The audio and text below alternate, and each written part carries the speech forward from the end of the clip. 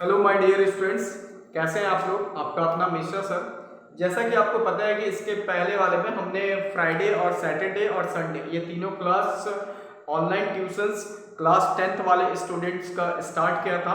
और इसके पहले वाले जो वीडियो थे वो हमारा लाइट चैप्टर्स क्लास 10th का लाइट चैप्टर्स पर फुल डिस्कशन विथ न्यूमेरिकल्स सारा हम वीडियो रिकॉर्ड करके यूट्यूब चैनल्स में डाल दिए हैं।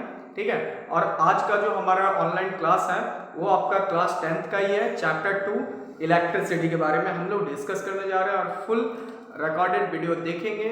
आप लोग बने रहिए मेरे साथ, है ना। चलो देखो, सबसे पहला पॉइंट कि हम लोग कौन कौन सा कंटेंट इस चैप्टर्स में इलेक्ट्रिसिटी वाले चैप्टर्स में कौन कौन सा कंटेंट के बारे में डिस्कस करेंगे उसको हमने लिखा है बोर्ड पर। आप देखो, जैसे यहाँ देखो टॉपिक्स कौन कौन सा है। सबसे पहले तो हम लोग पढ़ने वाले हैं इलेक्ट्रिक चार्ज, है ना, कि इलेक्ट्रिक चार्ज क्या होता है इसके बारे में हम लोग डिस्कस करेंगे। फुल डिस्कशन करेंगे, पूरा सीबीएसई कांसेप्ट रहेगा। ठीक है, आप लोग बने रहिए मेरे वीडियो पर। सेकंड टॉपिक है कंडक्टर प्लस इंसुलेटर के बारे में। और थर्ड टॉपिक हमारा रहेगा इलेक्ट्रिक पोटेंशियल एंड वोल्टेज के बारे में, है ना, कि what is the voltage, what is the electric potential, potential difference सब सीखेंगे। उसके बाद फोर्थ में रहेगा इलेक्ट्रिक करंट, फिफ्थ में इलेक्ट्रिक सर्किट, 6 नंबर में ओम्स लॉ एंड रेजिस्टेंस के बारे में। उसके बाद कॉम्बिनेशन ऑफ रेजिस्टेंस, है ना, रेजिस्टेंस को कॉम्बिनेट करके देखेंगे कि सीरीज और पैरेलल में क्या वैल्यू आता है। उसके बाद हम लोग देखेंगे heating effect of electric current के बारे में। उसके बाद इलेक्ट्रिकल पावर, और लास्ट में जब हमारा वीडियो कंप्लीट होगा तो वो हम लोग न्यूमेरिकल्स देखेंगे और पूरा फार्मूला कॉन्सेप्ट आप लोग को लिखवाया जाएगा, है ना। तो आप लोग पहले इस टॉपिक को नोट करें और हम लोग अब स्टार्ट करने वाले हैं।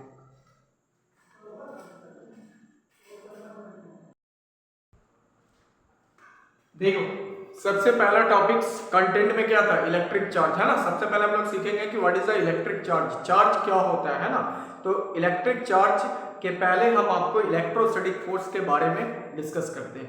देखो, होता क्या है कि कोई भी दो चार्ज पार्टिकल्स के बीच में, कोई भी दो चार्ज पार्टिकल्स के बीच में जो फोर्स ऑफ अट्रैक्शन या रिपल्सन फोर्स काम करता है that is the electrostatic force, है ना। मतलब आप अगर किसी भी ऑब्जेक्ट को आपस में अगर रब्ड करोगे, घसोगे ना, तो कुछ समय के बाद क्या होता है, इलेक्ट्रॉन्स रिलीज होने लगता है, दैट इज चार्ज, है ना। तो चार्ज वाकई में क्या होगा कि चार्ज किसी भी मैटर, कोई भी मैटर का एक प्रॉपर्टीज होता है जिसके द्वारा आप उसमें इलेक्ट्रोस्टैटिक फोर्स को प्रोड्यूस कर सकते हैं। बात समझ में आया, दैट इज द चार्ज। तो आइए हम लोग पहले इलेक्ट्रोस्टैटिक फोर्स के बारे में लिखते हैं, है ना। ये देखो, इलेक्ट्रोस्टैटिक एकदम बेसिक से ले चलेंगे बच्चों आप लोग को, बेसिक से क्लास 10th वाले को। इलेक्ट्रोस्टैटिक फोर्स, तो हमने बोला कि the force of attraction, the force of attraction और repulsion between two point charge, between two point charge is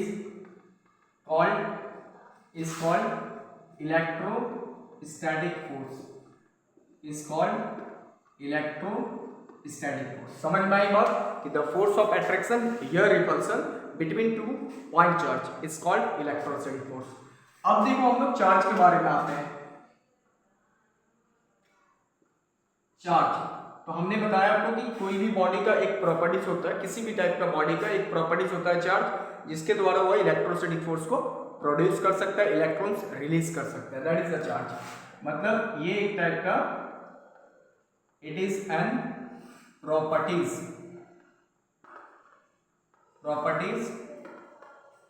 of the matter by virtue of which electrostatic force produce. So this is called charge। फिलहाल इतना ही charge नहीं होता है, इसके बारे में और भी कुछ देखते हैं। सबसे पहले तो चार्ज का सिंबल जो होता है वो क्यू होता है। आप स्मॉल क्यू से भी ले सकते हैं, कैपिटल क्यू से भी उसको सिंबलाइज कर सकते हैं। मतलब कि it is denoted by capital Q या फिर स्मॉल क्यू, है ना, चार्ज को। और चार्ज का ऐसा यूनिट क्या होता है, कूलम्ब। ऐसा यूनिट तो एकदम याद रखना है, कूलम्ब, साइंटिस्ट के नाम पर है ना। तो आपने ऐसा यूनिट समझ गया, ठीक है। और चार्ज कितने टाइप के होते हैं, तो चार्ज दो टाइप के होते हैं, एक पॉजिटिव चार्ज और एक निगेटिव। पहले आप लोग नोट करो।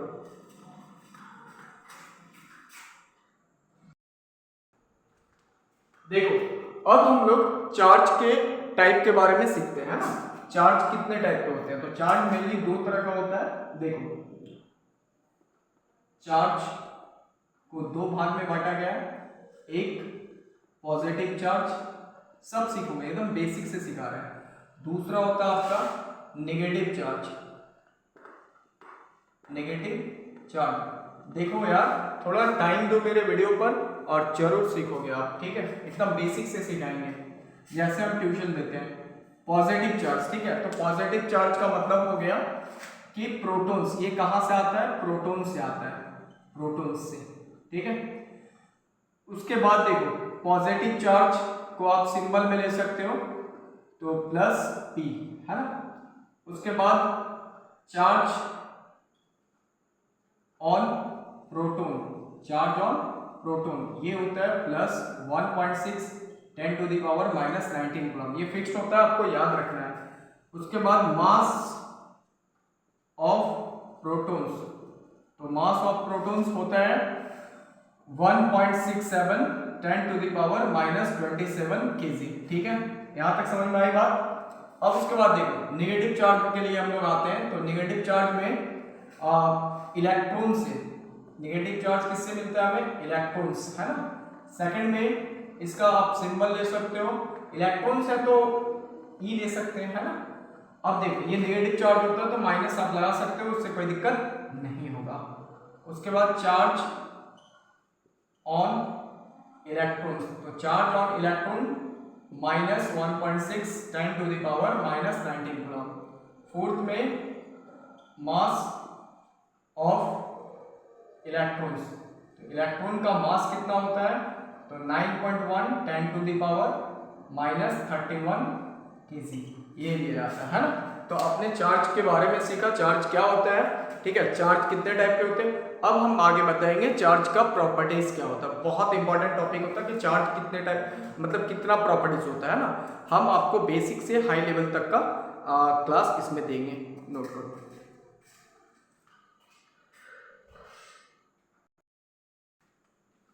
देखो अब हम लोग आते हैं चार्ज का प्रॉपर्टीज के बारे में। तो properties of charges,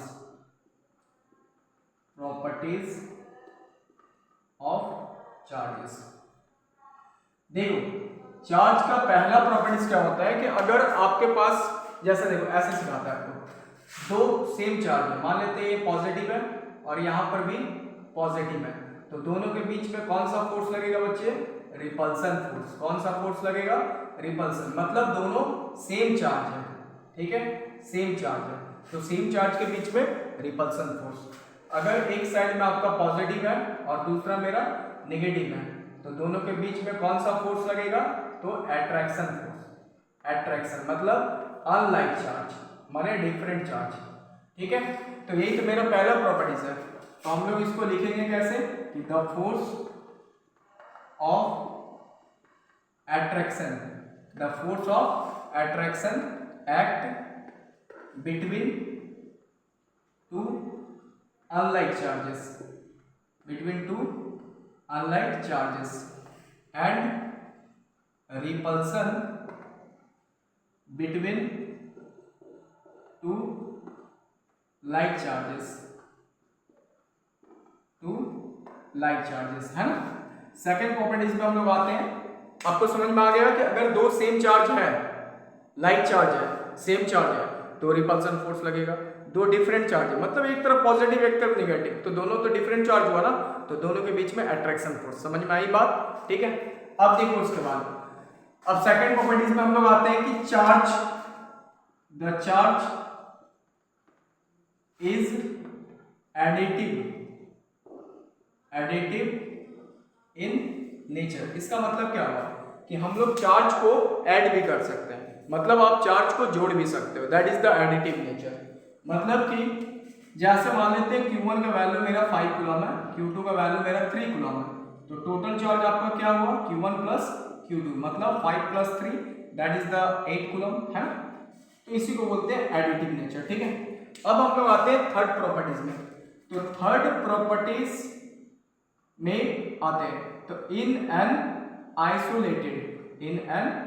isolated system the total charge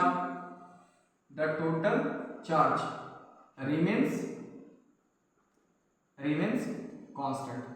मतलब कि अगर आपके पास आइसोलेटेड सिस्टम मतलब पूरा बंद कमरा है, टोटल क्लोज सिस्टम है, तो उसमें बाहर से अंदर नहीं आएगा चार्जेस और अंदर का चार्ज बाहर नहीं जाएगा, इसका मतलब चार्जेस कांस्टेंट है, न्यूट्रल है आपस में, है ना।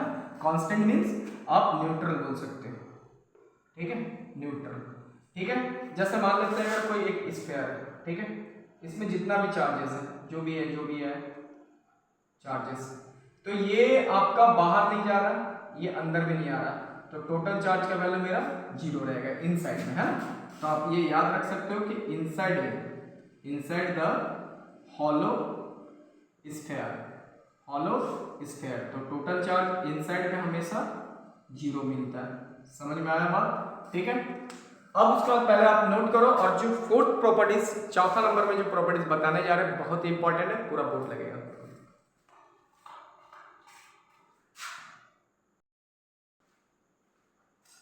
देखो फोर्थ नंबर का प्रॉपर्टीज क्या कहता है, लास्ट चार्ज का properties, the charge is quantized, बताइए इसका मतलब। The charge on a body is integral multiple to charge on a body. देखो बहुत इंपॉर्टेंट है क्योंकि इस प्रॉपर्टीज को आप इंटर में भी पढ़ोगे, ठीक है। देखो कहता क्या है, सबसे पहला पॉइंट बोल रहा है कि चार्ज इज क्वांटाइज्ड। मेरे बच्चे क्वांटाइज्ड का मतलब क्या होता है, ठीक है।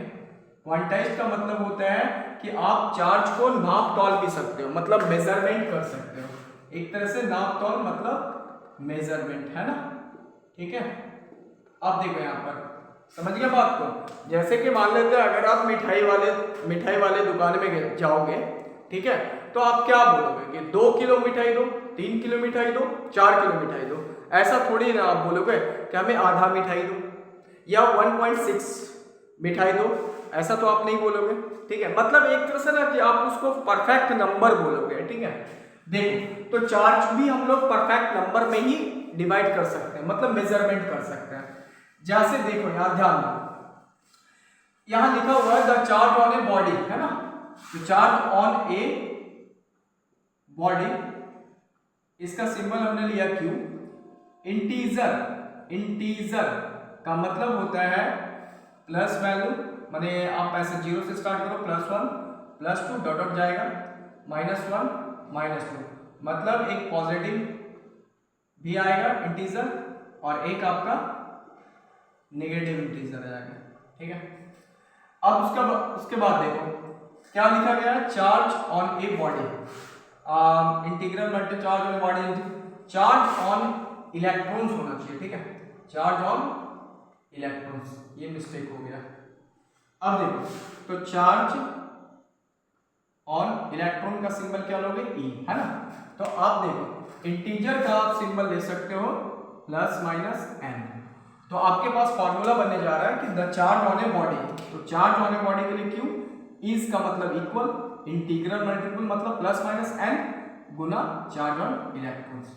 मतलब आपके पास न्यूमेरिकल्स का एक फॉर्मूला आ गया मेजरमेंट करने का, Q = +-n E। मेरे भाई देखो +n का मतलब हो गया नंबर ऑफ प्रोटॉन्स और -n का मतलब हो गया नंबर ऑफ इलेक्ट्रॉन्स। समझ में आ रही है बात, ठीक है। और स्मॉल e का मतलब तो जान ही रहे हो, -1.6 10⁻⁻19 कूलम, है ना। तो आपका ये जो इंपॉर्टेंट है, ये फॉर्मूला बहुत ही काम करेगा, Q = +-ne। ये मेरा चार्ज का प्रॉपर्टीज कंप्लीट हुआ, है ना। अब हम लोग आगे बढ़ते हैं, सबसे पहले आप इसको नोट करो।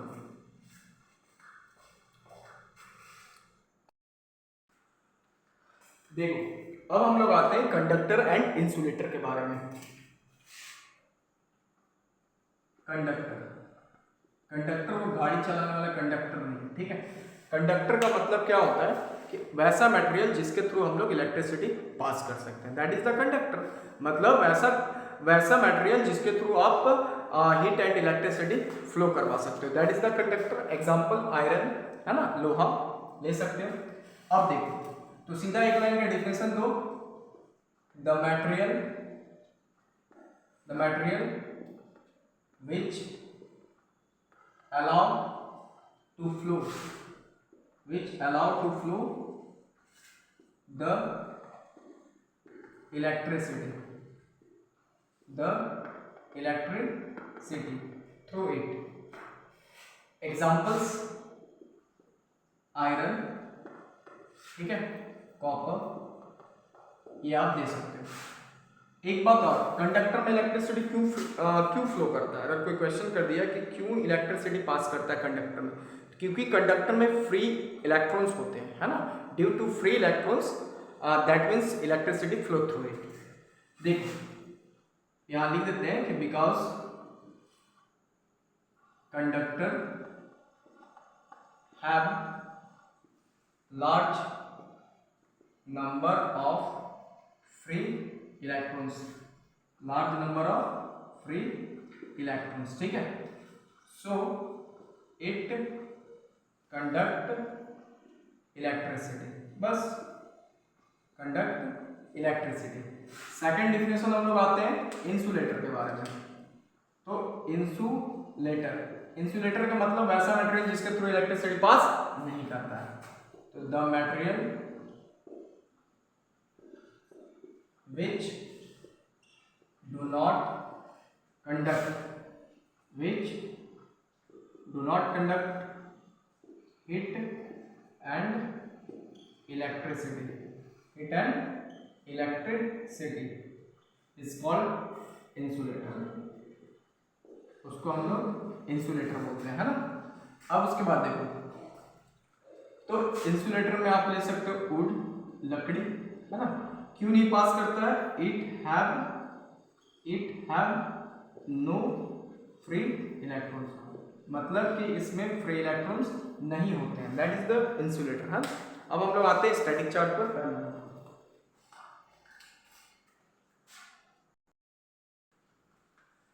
देखो अब हम लोग आते हैं स्टैटिक इलेक्ट्रिसिटी, है ना। स्टैटिक इलेक्ट्रिसिटी क्या होता है? स्टैटिक इलेक्ट्रिसिटी, देखो स्टैटिक इलेक्ट्रिसिटी का मतलब क्या होता है कि कोई भी मटेरियल, कोई भी ऑब्जेक्ट के अंदर जितना चार्जेस मौजूद होते हैं, बशर्ते उस ऑब्जेक्ट से चार्जेस फ्लो ना करे, that is the static electricity या that is the static charge, है ना। कि किसी भी ऑब्जेक्ट के अंदर में अगर कोई भी ऑब्जेक्ट में जितना चार्ज अवेलेबल है बट वो चार्ज फ्लो नहीं करना चाहिए, ठीक है, that is the static charges, static electricity, है ना। तो सीधा लिखते हैं definition, the charge present in a body when do not flow through it, this is static electricity, है ना। अब हम लोग इसके बाद आते हैं अगला टॉपिक्स में इलेक्ट्रिक करंट के बारे में। ये देखो इलेक्ट्रिक करंट, देखो सबसे पहला पॉइंट, इलेक्ट्रिक करंट होता क्या है ना। इलेक्ट्रिक करंट को आप 2-3 तरीके से डिफाइन कर सकते हो। पहला कि the rate of flow of charge is called electric current, या the rate of flow of electrons through the conductor is called electric current. मतलब आप इसको डिफाइन कर सकते हो, the rate of flow of charge through the conductor,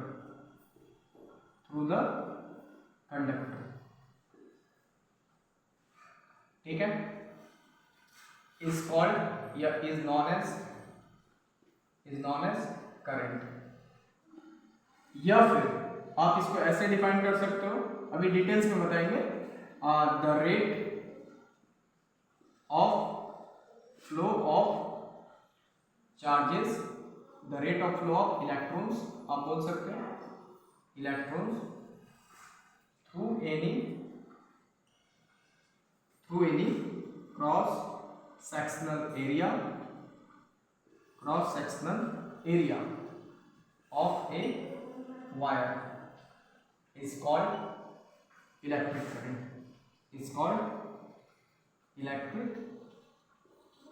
ठीक है। देखो डेफिनेशन समझो कि टाइम के कोई भी वायर है, सबसे पहला पॉइंट कि क्रॉस सेक्शनल एरिया का मतलब क्या होता है। क्रॉस सेक्शनल एरिया का मतलब होता है इंटरनल एरिया, मतलब वायर के इंटरनल एरिया से ही तो इलेक्ट्रॉन पास करता है। तो आपका जितना इलेक्ट्रॉन्स फ्लो कर रहा है टाइम के रिस्पेक्ट में, दैट इज द करंट, है ना। तो सीधा बोल सकते हो the rate of flow of electrons through any cross sectional area of the wire, that is called electric current, ठीक है।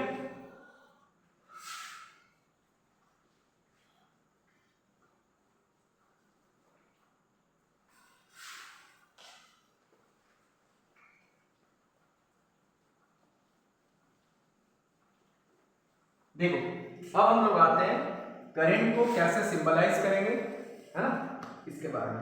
देखो करंट को डेनोट किससे करेंगे, तो इट इज डेनोटेड बाय आई, ठीक है। इसका ऐसा यूनिट क्या होगा, बड़ा इंपॉर्टेंट है, एम्पियर, ये याद रखना है ना। तो करंट का फॉर्मूला क्या होगा, charge per unit time, charge का मतलब Q बाई टी, है ना। तो सीधा आप ले सकते हो कि I equal to Q by T, I Q T, है ना, आई क्यू टी याद करने का तरीका, ठीक है। अब देखो यहाँ पर, अब आप इसको यूनिट भी निकाल सकते हो, जनरल यूनिट करंट का, तो चार्ज का कूलम, टाइम का सेकंड, कूलम सेकंड इनवर्स 1, है ना। तो अब देखो एक्स्ट्रा, अगर आपके पास Q बराबर प्लस माइनस एन ई दिया हुआ है ना, तो आप यहाँ पुट कर दो, एक फॉर्मूला चेंज हो जाएगा, I equal to N E by T. मतलब जब भी आपको ये फॉर्मूला करंट, अगर आपके पास करंट दिया है, टाइम दिया है, नंबर ऑफ इलेक्ट्रॉन्स निकालना है, तो यूज करेंगे, मतलब यूज इन न्यूमेरिकल्स, आप न्यूमेरिकल्स में यूज करोगे when current given and time given, ठीक है। हमने लिख दिया कि अगर आपके पास न्यूमेरिकल्स में करंट गिवन है, टाइम गिवन है, तो नंबर ऑफ इलेक्ट्रॉन्स अगर निकालना है तो आप ये फॉर्मूला यूज कर सकते हो, एन ई बाई टी, है ना। जैसे कि मान लेते हैं कि अगर न्यूमेरिकल्स हम ले लें तो बड़ा अच्छा होगा।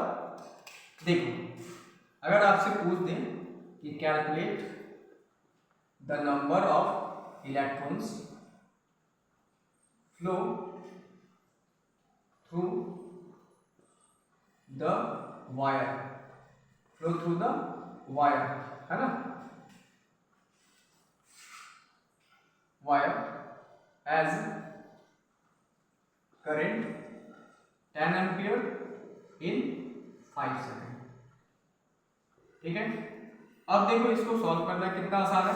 क्या क्वेश्चन पूछा है, calculate the number of electrons flow through the wire as current 10 ampere in 5 second, मतलब करंट दिया हुआ टाइम 10 एम्पियर और 5 सेकेंड टाइम दिया हुआ, तो आपको नंबर ऑफ इलेक्ट्रॉन्स निकालना है। तो I बराबर एन ई बाई टी, तो I का वैल्यू कितना दिया है 10 एम्पियर, n निकालना है, charge on electrons 1.6 10 to the power -19, और टाइम कितना हो गया 5, तो n का वैल्यू 5 मल्टीप्लाई कर दो तो कितना होगा 50 बाय 1.6 10 टू द पावर -19, तो पॉइंट उड़ाओगे तो सीधा आपका आ गया 500 बटे 16 -19 को ऊपर भेजो +19, इतना इलेक्ट्रॉन आंसर। अब पॉइंट में ला सकते हो, इससे कोई दिक्कत नहीं है, ठीक है।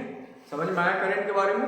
और क्रॉस सेक्शनल एरिया का मतलब होता है इंटरनल एरिया, जैसे मान लेते हैं अगर कोई भी वायर है, ठीक है, तो इसके अंदर से इलेक्ट्रॉन फ्लो करेगा, इसके अंदर से, इसी इंटरनल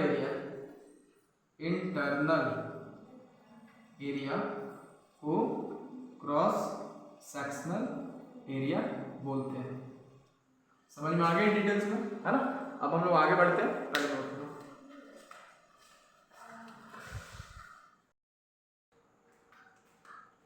देखो अब हम लोग बहुत ही इंपॉर्टेंट वर्ड टॉपिक डिस्कस करने वाले हैं। सबसे पहला पॉइंट वोल्टेज। वोल्टेज के बारे में आपको सिखा रहे हैं। देखो वोल्टेज होता क्या है ना, वोल्टेज का दूसरा मीनिंग आप इसको पोटेंशियल भी बोल सकते हो, पोटेंशियल, ठीक है। सबसे पहला पॉइंट, वोल्टेज का मतलब क्या होता है कि amount of work done, amount of work done, work done to bring unit charge, unit charge, है ना, सीधा कि एक यूनिट चार्ज को ट्रांसफर करने में जितना अमाउंट ऑफ वर्क डन होगा दैट इज द वोल्टेज, ठीक है। अभी हम सिखाने वाले हैं कि वोल्टेज एक्चुअल में है क्या, प्रैक्टिकल आप देख सकते हो। जैसे देखो हम लोग अगर प्रैक्टिकल समझते हैं इस चीज को, तो आपने देखा होगा मोबाइल में चार्जिंग करते हो ना, मोबाइल को चार्ज करते हो तो देखो दो टर्मिनल होता है, एक पॉजिटिव, ठीक है, ये देखो, और एक आपका नेगेटिव होता है, माने नेगेटिव वाले में इलेक्ट्रॉन्स होते हैं, इलेक्ट्रॉन्स, ठीक है।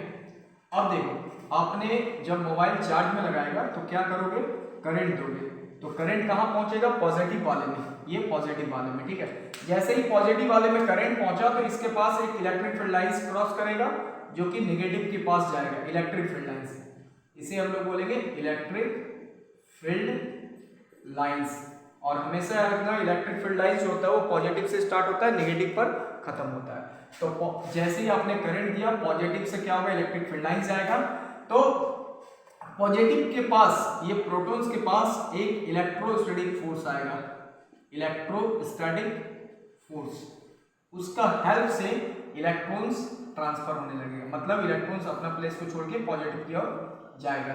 तो ये जितना इलेक्ट्रॉन्स ट्रांसफर हो रहा है दैट इज द वर्क, मतलब इसमें वर्क हो रहा है ना कि इलेक्ट्रॉन्स को प्रोटॉन्स क्या कर रहा है, प्रोटॉन्स क्या कर रहा है, इलेक्ट्रॉन को अपनी तरफ खींच रहा है, किसके हेल्प से, इलेक्ट्रोस्टैटिक फोर्स का हेल्प से। तो फोर्स इनटू डिस्प्लेसमेंट वर्क, और इसी वर्क डन को आप वोल्टेज बोलते हो।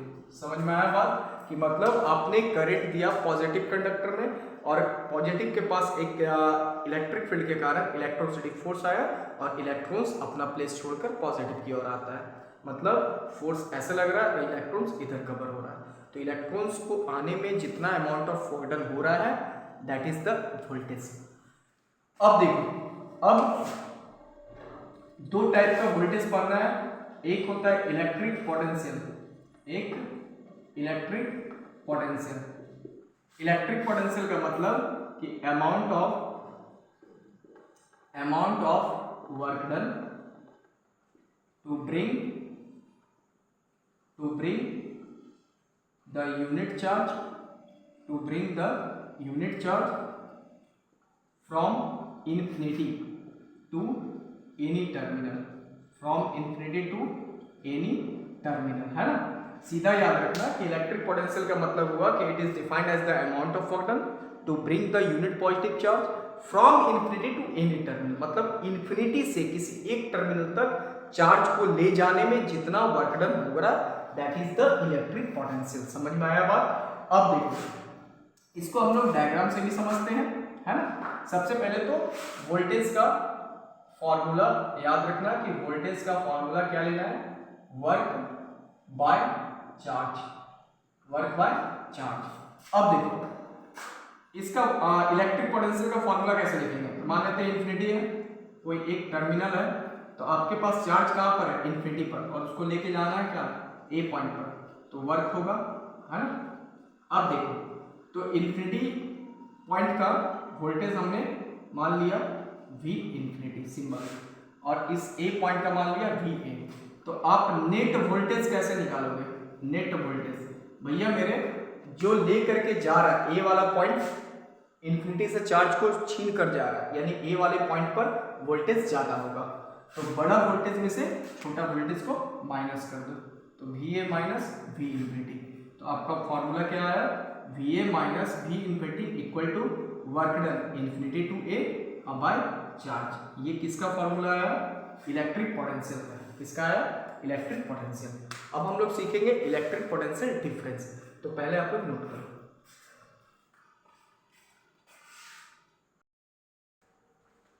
देखो अब हम लोग आते हैं इलेक्ट्रिक पोटेंशियल डिफरेंस के बारे में। Electric potential difference. देखो इलेक्ट्रिक पोटेंशियल डिफरेंस का मतलब amount of work done to bring the unit charge from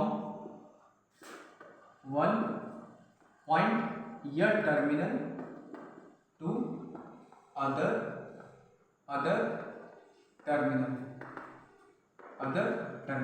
मतलब सीधा दिमाग में रखो, इलेक्ट्रिक पोटेंशियल डिफरेंस का मतलब कि एक टर्मिनल से दूसरे टर्मिनल तक इलेक्ट्रॉन्स को ले जाने में जितना अमाउंट ऑफ वर्क डन होगा that is the electric potential difference.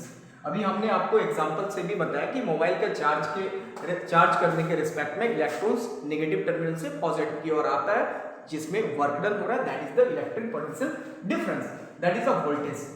अब देखो तो वोल्टेज इक्वल टू फॉर्मूला हमने बताया वर्क बाय चार्ज, है ना, मतलब V equal to W by Q, ये याद रखना, है ना। और एक बात कि कभी भी ऐसा यूनिट क्या होता है वोल्ट, ऐसा यूनिट क्या लोगे वोल्ट, है ना। अगर आपको आप इसका पहले फॉर्मूला दिखाते हैं। देखो कोई एक टर्मिनल है, ये बी टर्मिनल, मान लेते हैं चार्ज मेरा ए पॉइंट पर है और बी पर जाएगा, तो जो वर्क होगा that is the electric potential difference. तो ए पॉइंट का वोल्टेज वी ए और बी पॉइंट का वोल्टेज वी बी। तो आप पहले नेट वोल्टेज निकाल लो, तो कितना होगा, जो ला रहा है उसका वोल्टेज ज़्यादा, यानी बी पॉइंट का वोल्टेज ज़्यादा होगा, तो V B minus V A. तो फॉर्मूला आया V B minus V A equal to work A B by charge. ये किसका फॉर्मूला आया, इलेक्ट्रिक पोटेंशियल डिफरेंस का। तो बोले ना बेसिक से आपको हम एकदम ऊपर लेवल तक ले जाएंगे। तो अपने इलेक्ट्रिक पोटेंशियल डिफरेंस का भी फॉर्मूला देखा V B minus V A, ये 2 पॉइंट है ना, और वर्क बाय चार्ज। अब एक बात देखो, अगर आपको डिफाइन करने आ गया कि डिफाइन 1 वोल्ट, हो सकता है बेसिक है तो आएगा 1 वोल्ट को डिफाइन करना बहुत इजी। देखो आप करो कुछ मत, V बराबर वर्क बाय चार्ज है, तो V मतलब 1 वोल्ट और वर्क मतलब जूल, तो 1 जूल और बाय चार्जेस कूलम यूनिट। मतलब मेरे बच्चे देखो 1 कूलम चार्ज को एक पॉइंट से दूसरे पॉइंट तक ले जाने में 1 जूल का वर्क डन हो रहा है, तो उस समय वोल्टेज कितना प्रोड्यूस होगा 1 वोल्ट। सीधा है ना, कि मतलब इसको हम सेंटेंस में भी लिखते हैं कि when 1 coulomb charge transfer at work done 1 joule, then voltage produced 1 volt, है ना। तो वोल्टेज कितना प्रोड्यूस होगा 1 वोल्ट। ये आपका डेफिनेशन हो गया 1 वोल्ट के लिए, है ना। आप इसको याद भी रख सकते हैं। आप अगर चाहोगे 1 एम्पियर का भी डिफाइन कर सकते हैं, अभी करके दिखाते हैं, पहले नोट करो।